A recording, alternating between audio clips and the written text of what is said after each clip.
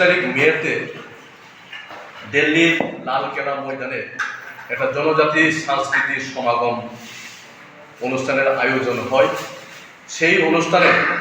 সারা ভারতবর্ষের যে রাজ্যে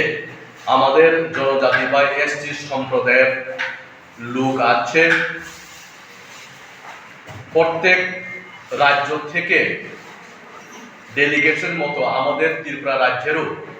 1200 জন ডেলিগেট সেখানে অংশগ্রহণ করে 125তম ভগবান বিরসা মুন্ডার জন্ম জয়ন্তী উপলক্ষে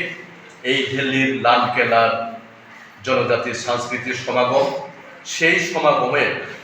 ভারতবর্ষের 500 থেকে অধিক জনজাতি সম্প্রদায়ের লোক সেখানে অংশগ্রহণ করে যার যে পোশাক আশাক ভাষা গান গীত নিয়ে সেই সমাগমে আমরা সম্মিলিত হই এবং দিল্লিবাসীকে তথ্যকে আমরা ধন্যবাদ জানাতে চাই। যেভাবে যে স্থান থেকে আমরা র্যালি শুরু করে যাওয়ার সময় গোলাপ ফুল আমাদের উপরে লক্ষ লক্ষ টাকা আমাদেরকে অংশগ্রহণ করে বা আপ্যায়ন করে অতিথি হিসাবে আমাদেরকে সেই র্যালিতে নিয়ে গেছে, তার জন্য দিল্লির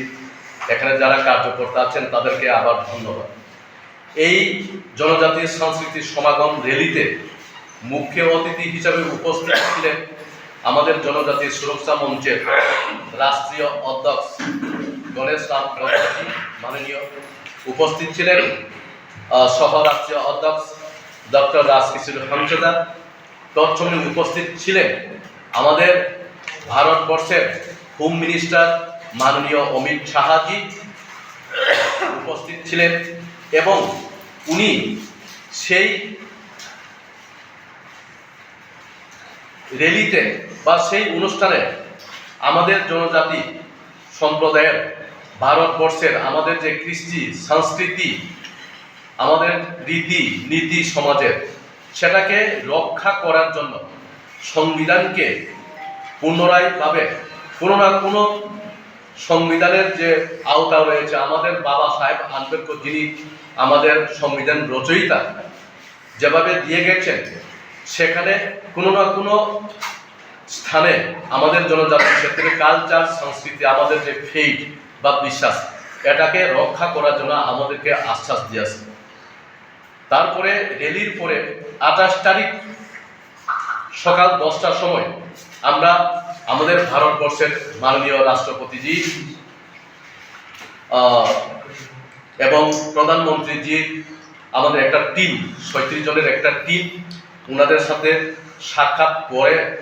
ওনাদের সাথে কথা বলেছেন আমাদের জনজাতির সম্প্রদায়ের সারা ভারতবর্ষের কৃষ্টি সংস্কৃতি রীতি সেটা কি অবস্থায় আছে এবং সেটাকে রক্ষা করার জন্য সংবিধানের নতুন কি একটা আইন বা নিয়ম কানুন করে সেটাকে রক্ষা করার উনিও আমাদেরকে কথা দিয়েছেন মাননীয় প্রধানমন্ত্রীজি আমাদের ভারতবর্ষে। 1.5 আওয়ার 1.5 ঘন্টা উনি আমাদের যারা প্রতিনিধি ছিলেন সেখানে গিয়েছেন ওনাদের সাথে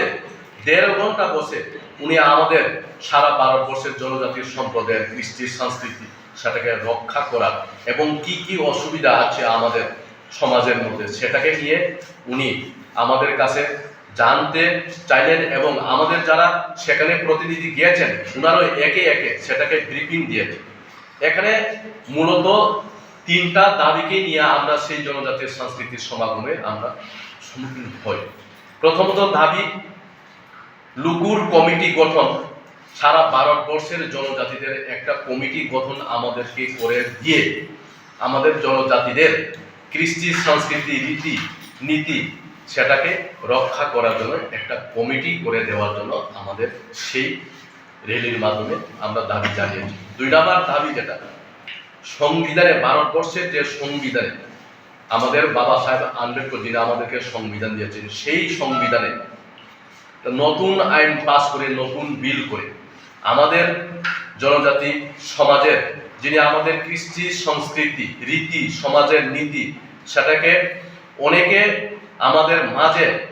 হারিয়ে এবং বিলুপ্ত করার চেষ্টা করছে, সেটাকে রক্ষা করার জন্য নতুন আইন পাশ করে রক্ষা করার জন্য আমরা দাবি জানিয়েছি। এবং সব শেষে যে দাবি হচ্ছে সেটা হচ্ছে আমাদের জনজাতি, সারা ভারতবর্ষের জনজাতি সম্প্রদায়ের সাংস্কৃতিক পরিচয় যেটা আইডেন্টিটি, সেই আইডেন্টিটি রক্ষা করার জন্য ভারতবর্ষ সংবিধানকে নতুন করে আমাদের সংবিধানের আওতায় আনার জন্য আমরা দাবি জানিয়েছি।